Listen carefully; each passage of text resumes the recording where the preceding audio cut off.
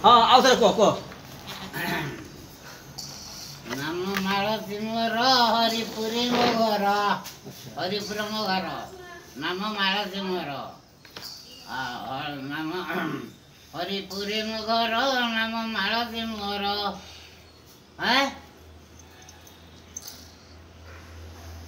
ମାଳତୀ ମୋର ଆଉ ମୋର ଫଟା କପାଳ ମାତାଙ୍କୁ ଖାଇଲି ଏନ୍ତୁଡ଼ି ଚାଳେ ଖାଇଲି ମାତାଙ୍କୁ ମୋର ମୋର ଫଟା କପାଳ କହିବି କା ଘର 7 ବରଷ ଠେଇଁ ରଜବତୀ ହେଲି ପାଠ ପଢୁଥିଲି ବାରି ପଦାରେ ରହି ଜଣେ ଧନୀକୁ ମୋର ରୂପ ଅନ୍ତ ସୁନ୍ଦର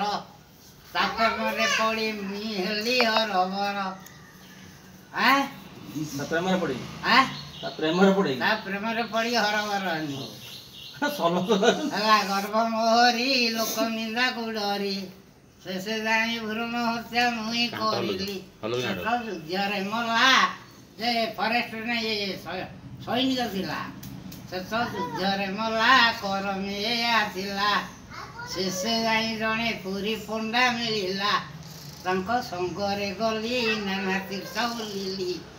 ଶେଷେ ଯାଇ କାଶୀ କ୍ଷେତ୍ରରେ ଆଶ୍ରୟ ନେଲି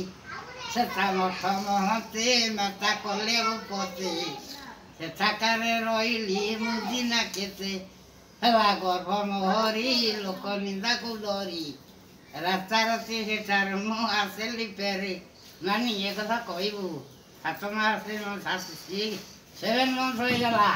ଅଣ୍ଡା ଆଉ ଛତୁଆ ଟିକେ କୋଉଠି କରେଇ ଦେ ସାଙ୍ଗେ ସାଙ୍ଗେ 7-8ଟା ଅଣ୍ଡା କାଟିଦେଲା ହଁ ଧରିକି ଆଇନି କହିଲେ ସାରେ ତୁମେ ଏମିତିକା କଥା କହିଲ ମୁଁ କ'ଣ କରିବି ମୁଁ ଯାଉ ଭଲ ପାଇଥିନି ଆଉ ତ ଯୁଦ୍ଧରେ ମରିଗଲା ଶେଷ ଯୁଦ୍ଧରେ ମଲା କରମ ଏହା ଥିଲା ଶେଷେ ଯାଇ ପୁରୀ ପଣ୍ଡା ଜଣେ ମିଳିଲା ପୁରୀ ପଣ୍ଡା ମୋର କିଛି କରିନାହାନ୍ତି ତାଙ୍କ ସଙ୍ଗରେ ଗଲି ନାନା ତୀର୍ଥ ବୁଲିଲି ଶେଷେ ଯାଇ କାଶୀ କ୍ଷେତ୍ରରେ ଆଶ୍ରୟ ନେଲି ସେଠା ମଠ ମହନ୍ତି ମାତା କଲେ ଭୂପତି ସେଠାକାରେ ରହିଲି ମୁଁ ଦିନା କେତେ ହେଲା ଗର୍ଭ ମୋହରି ଲୋକ ନିନ୍ଦାକୁ ଡରି ରାତାରାତି ସେଠାକାରୁ ଆସିଲି ଛାଡ଼ି ନାନୀ ଝିଅ ଆଉ ସେଇ କଥାରେ ମୁଁ କହିଦେଲି ତୁମେ କହୁଛ 6ଟା ଛୁଆ ସେ 4ଟା ଛୁଆ ଆମର 10ଟା ଛୁଆ ଆମେ ଏମିତି କହିଦେଲି ନା ଆଉ କ'ଣ